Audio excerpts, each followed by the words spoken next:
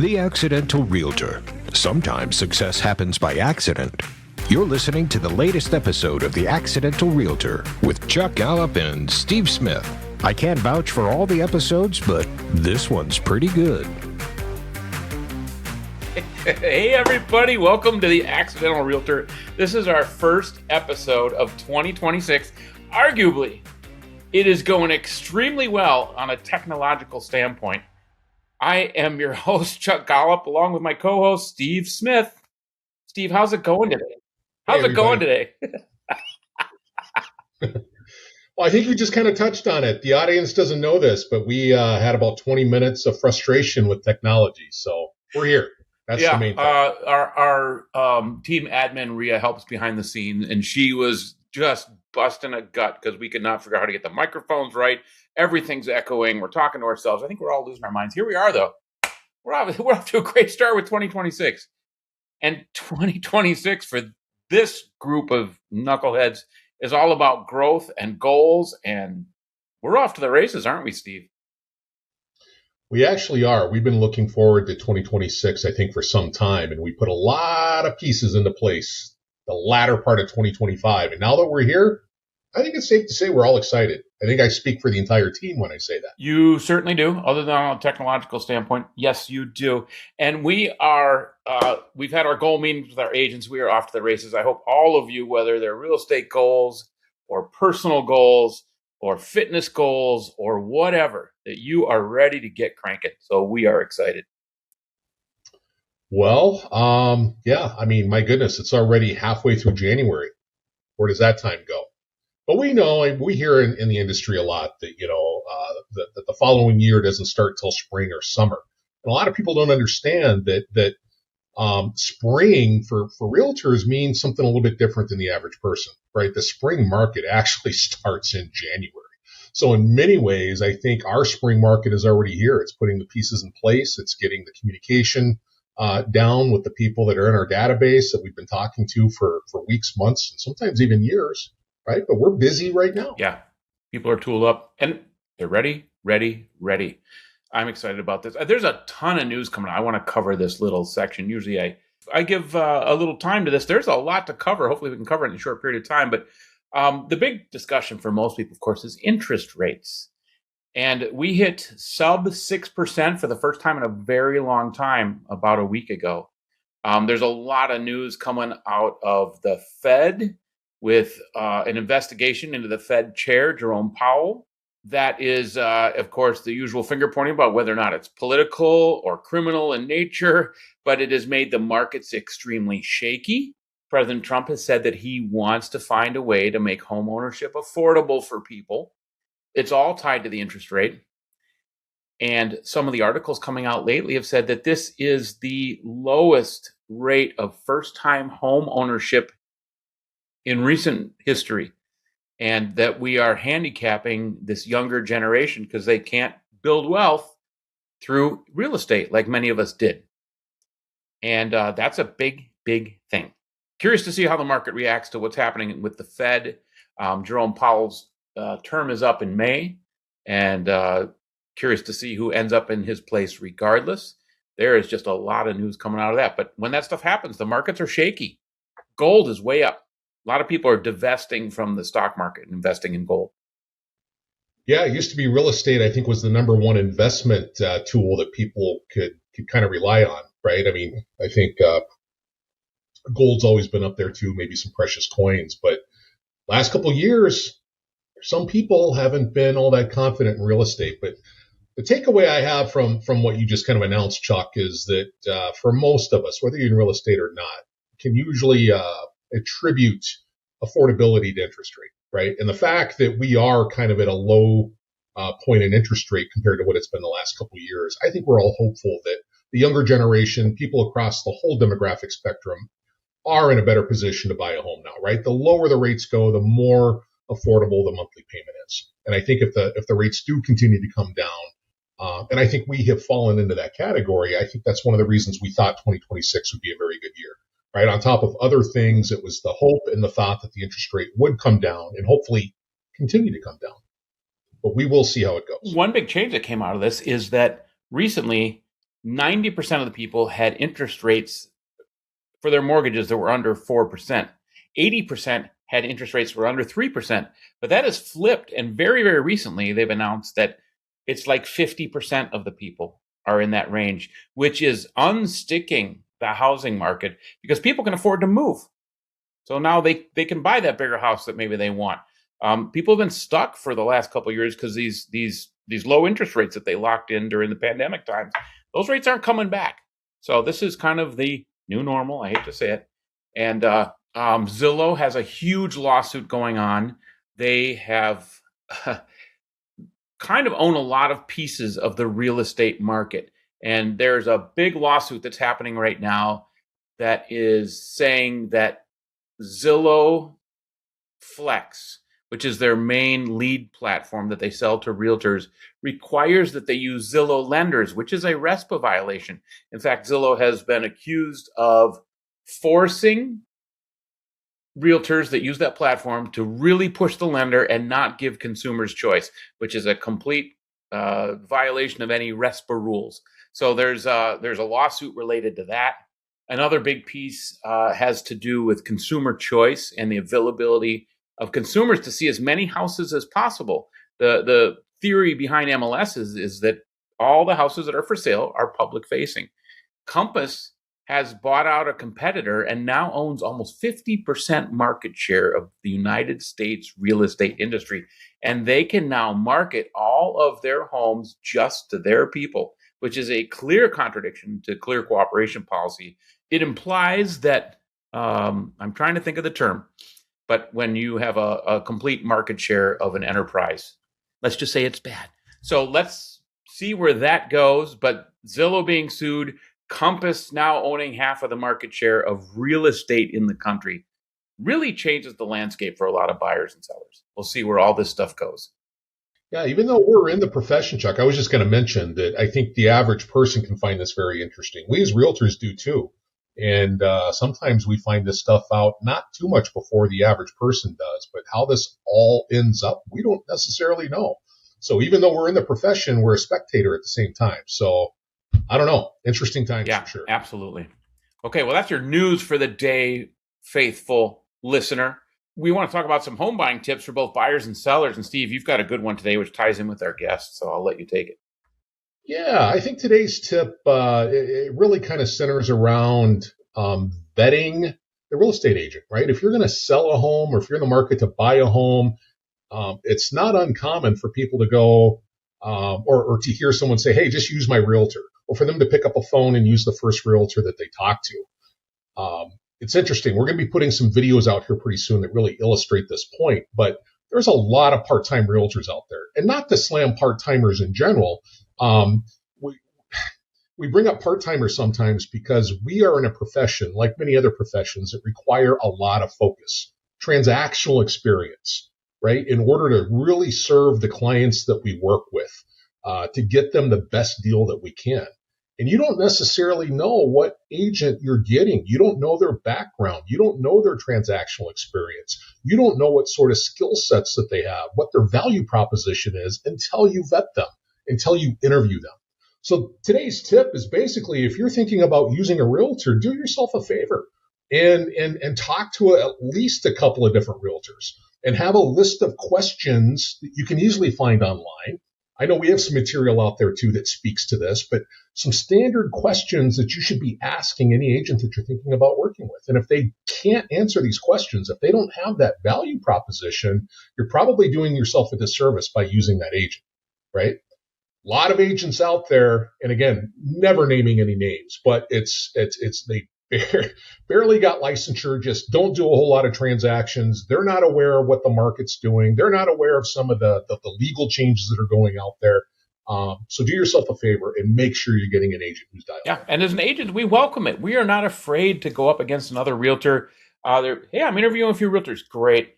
I'm confident after you interview those realtors, you're going to choose us. We're well trained. We have market knowledge. We have systems. We are competitive to any other realtor. Yeah, interview other realtors makes us look better.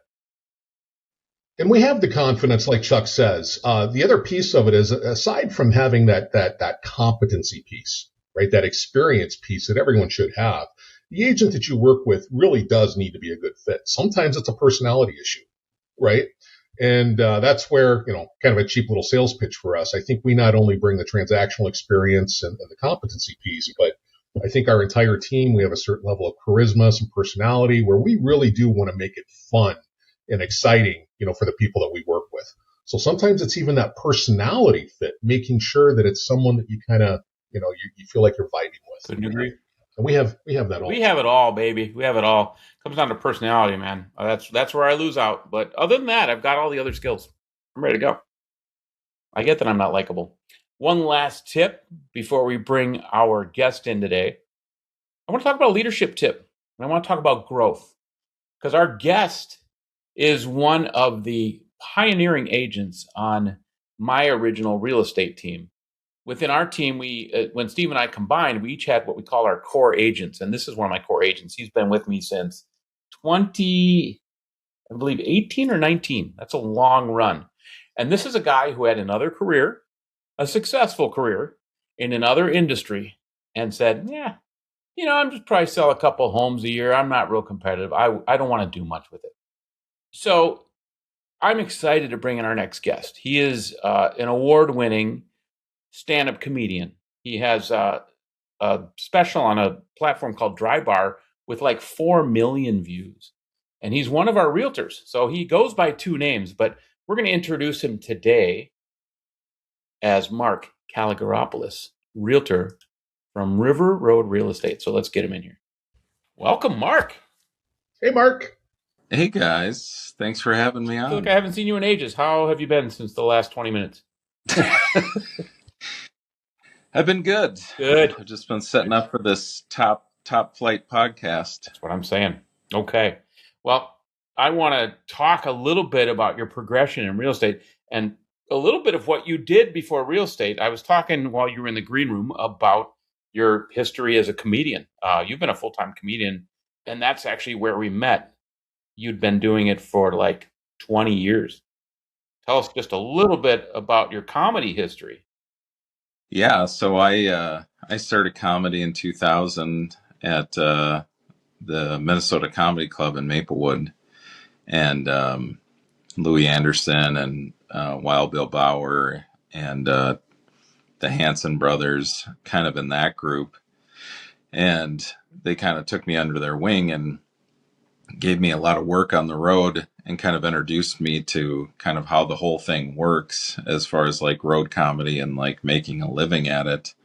And then I just kind of took what they gave me and really turned it into a pretty viable career. By like year 7, I was headlining clubs across the country, and a couple of my clips went viral online. My Dry Bar comedy specials over 4.7 million views now. And yeah, it was just a different time and a different life, and got to work with a lot of really cool, famous people. And it was just a lot of fun, honestly. And when we met, we had actually met more through real estate than through comedy. And at that time, you had made the decision you'd been hired by a cruise line to do cruise ship comedy, and it just didn't fit in with your life. Can you talk a little bit about that?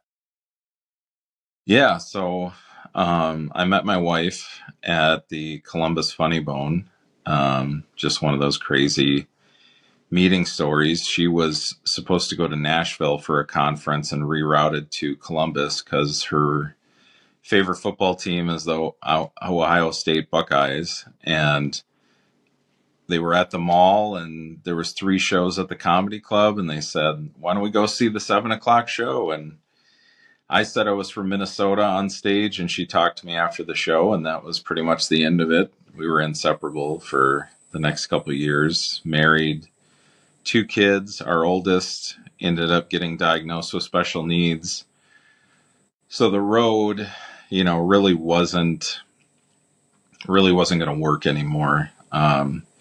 And then I got this opportunity to go on cruise ships, and I thought it was going to be like once a year I would go to a cruise ship. But the way that they do it is they throw you into the fire. You have to do 12 weeks in a row. So you have to leave home for 12 weeks. And at the end of that 12 weeks, they look at your report cards and they decide where you fall in line with all the other comedians. And that determines how many you get a year. So when my wife heard that, she said, if you leave, like, we're getting divorced. So I said, all right, time to pivot. I choose And that comedy. was the summer. So I'll never forget. It was Mother's Day weekend 2017. They had a special at the CE shop online, $400 to take your real estate classes. I did it within a month and a half, took the tests in July, and I was licensed by August and off to the races. I want to discuss what off to the races means, because when we met, you were like, I want to do a couple deals a year. And I remember we had a whiteboard at the old office where I was trying to get the agents to compete. We had a pretty young team. And I remember you looked at me at one point and you said, this whiteboard thing doesn't work. We are the least competitive group of realtors you'll ever meet. And it was absolutely true. So we were very helpful. Somewhere along the line, the switch flipped for you, because you went from, I'll do a couple deals a year and kind of, frankly, half-assed. Not your real estate, but like your marketing efforts probably, and your interest in the career, kind of like me. I mean, I want to be a part-timer too. I didn't want to advertise it in any way at the beginning. So what flipped? Well, yeah, I mean, initially the idea was real estate in the summer, comedy in the winter. And the comedy just had to make sense for me to leave home. So it was one-nighters, or at best 2 nights, but the money had to make sense. And I think the switch flipped because that first year I did it myself. I think I had 3 deals and they were all really difficult. And then when I joined your team and started coming into the office every day and just like being around people that were doing it and doing it well, and just hearing the numbers and the just kind of the life-changing experiences and money that comes with real estate, like it just really kind of piqued my antennas. And it was kind of funny because it really was KB that kind of flipped me, because I feel like I came in the office one day and I had one deal going on, and at that time she was shuffling 5 different deals towards closing, and I was like, wow, 5. And I like did the math on like what that was going to be. And I was just like, well, I mean, if she can do it, I can do it. That was kind of my thought process. He's talking about an agent that was on our team at one point that was very successful. It's just the grind of real estate was not for her. And she's moved on to a part-time job doing something completely different. But I always talk about knowing your numbers. Do you know your numbers? How many deals have you done since you have been in real estate? What's your sales volume? Do you know any of that? Yeah. At this time, I think I'd have to go back and look because I'm not 100% sure, but I've done 164 deals since I got my real estate license. That's pretty good. Okay. And that's in 6 years? Yeah. So I hit my 100 deals, I think, at the end of year 4. Which is just even crazy to talk about, just 100 separate like real estate deals in 4 years. I mean, it's like I said, it's literally been life-changing. I mean, because it afforded us the ability to buy like rental properties, a vacation home in Florida that we use as Airbnb, and putting us in other like positions to expand, our passive income and our retirement, because we had everything locked up in the stock market, and me getting a job as a real estate agent just kind of opened our eyes to other opportunities and other places to kind of put our retirement. It really does change the game. And I love that you are also an investor agent as well. What's your total sales volume? Do you know? How many millions? That it's got to be over 60 million at this point, I would say, because it's usually between 4 and 5 every year, and I think we're at year 7 now. What a change for a guy who was a part-time realtor who did it out of sort of desperation, sort of found a way to supplement the comedy career, which arguably is very successful. And here you are. What skills as a comedian have you been able to adapt to real estate? And what skills have you found in real estate that did not come from comedy you've had to tap into? Yeah. So I think the biggest kind of transfer is the humor piece of it, because I think we can all agree that real estate is very stressful and very emotional. And sometimes it's depressing.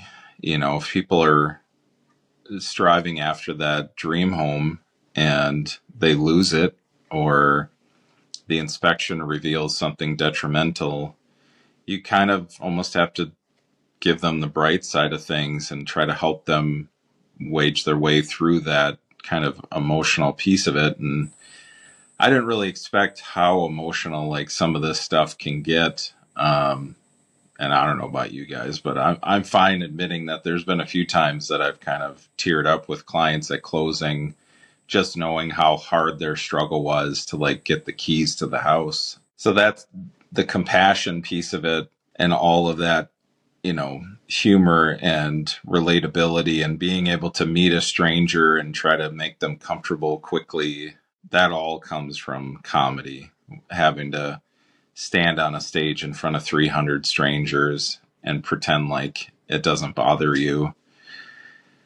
Real estate, it's just like I've learned so many skills about multitasking and being observant, and it's sometimes almost like a poker game, trying to read people and know where their intentions are and where the finish line for them is. And I'm sure you know this too, with as long as you guys have done it, just knowing kind of how it goes. You've done it so many times, like we know how it goes from here, if there's multiple offers or agents that are tough to deal with, or you walk into a property and something triggers you where you're like, oh, yep, I know exactly why that thing is like that because I've seen it before. So just, seeing the patterns and the math. I was never really good at math, and real estate has kind of really helped me with my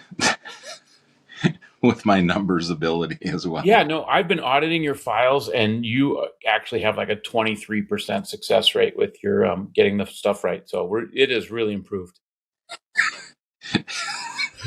Yeah. That was very complimentary of you to say for him there, Chuck. That's horrible. Yeah. No, his we get the team gifts every Christmas, and his gift this year was a calculator. We're pretty excited. Yeah. With his But Mark, I think as long as I've known you being on the team now, is that we call ourselves the Accidental Realtor, right? That's the name of the podcast.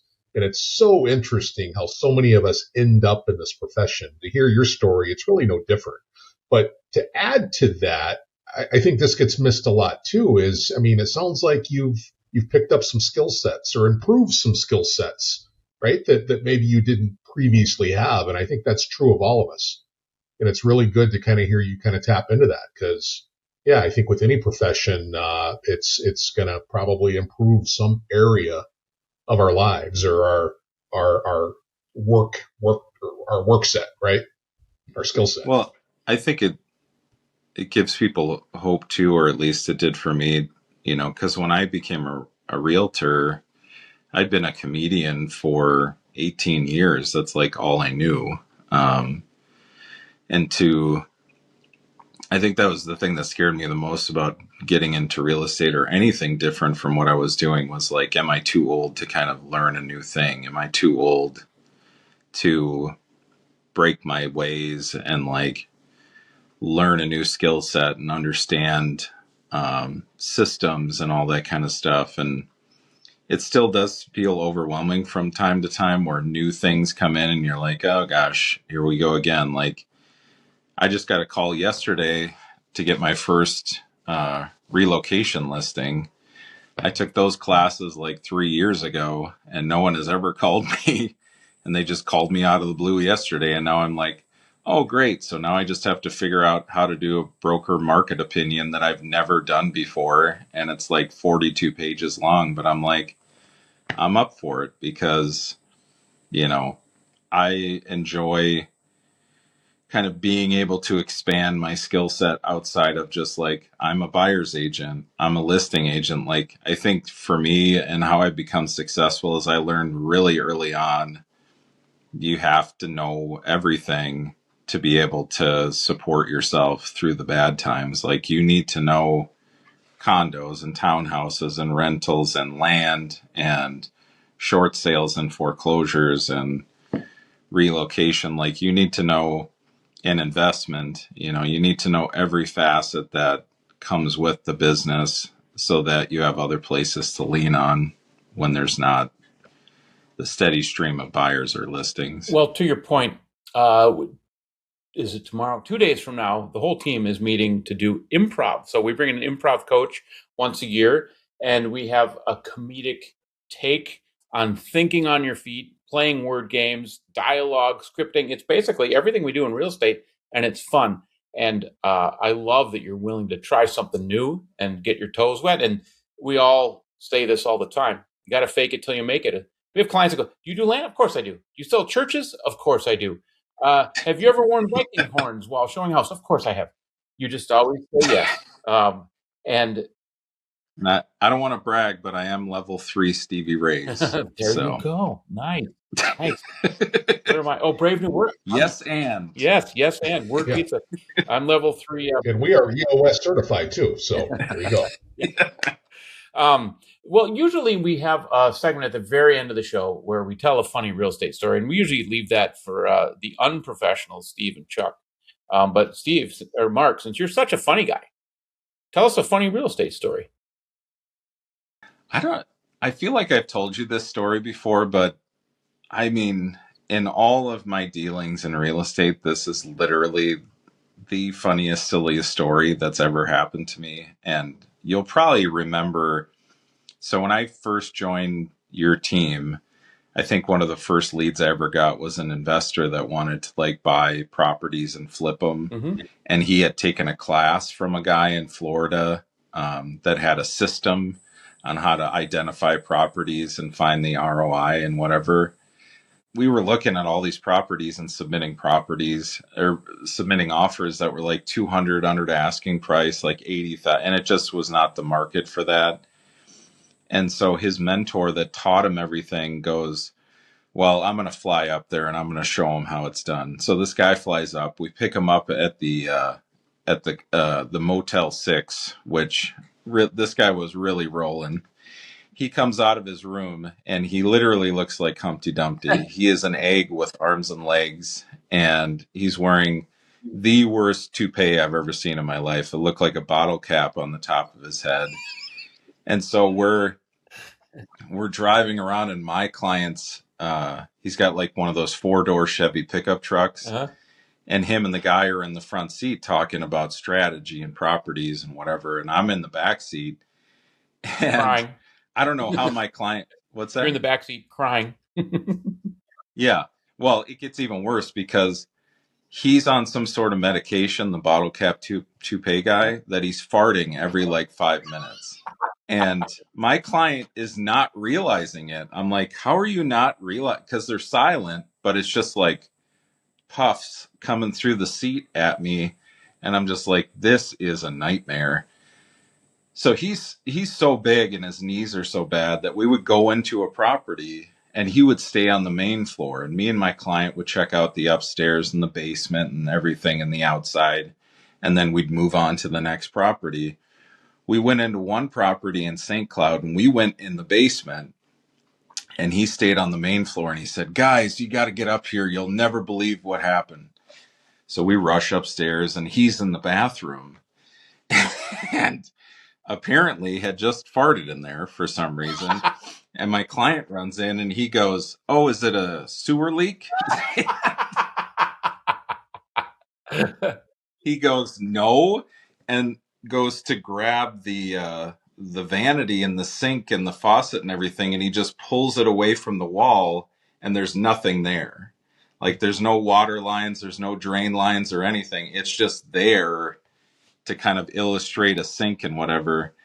But I had to leave the house because as soon as he went, is there a sewer backup? I went, all right, and just left the house. Oh my God. Needless to say, that guy kept me on a carrot on a string for like a year, stating that he had bought a fire burnt property in Howard Lake and I was going to get the listing when it came time to list it. And of course, what happened is we got to that point and suddenly his wife was a realtor and she was going to list it for him. And I got absolutely nothing. It was a year, probably 62 properties, 50 offers, and just $0. Good staging for the sink. I mean, when we bring in a stager, we don't often stage fixtures like roofs. It's just a fake roof. And the worst part probably was when he said, "Hey guys, we have a problem." What? I left my toupee two showings ago. We got to go back. That's great. I mean, this guy was just, he had the system. He had the computer system on his little tablet on how to identify properties. And the best was my client would get mad at me because he's like, "Aren't you explaining to them why this is a good offer?" I'm like, "You just offered them $100,000 under asking price, and there's 2 other offers. So what am I explaining?" Oh my God. Well, what a great way to wrap up an interview with you, because that is a great story, very well told, and I never heard all the details of that. But you could find Mark. You could find Mark on all of our platforms. You can also find him on Dry Bar, where his comedy special is. He goes by Mark Poolos for comedy. Yeah. And he's a valued member of our team. We're thrilled you could come on the podcast today, Mark. Thanks for having me, guys. I appreciate it. Yeah. See you soon, Mark. Awesome. Thanks, guys. Cheers. Thank you for listening to Accidental Realtor. Frankly, I can't believe you made it through the whole thing. Way to go. I'm your announcer, Rusty Gatenby. Chuck has me tied up and held hostage in his basement. No kidding. Please help me. See you next time.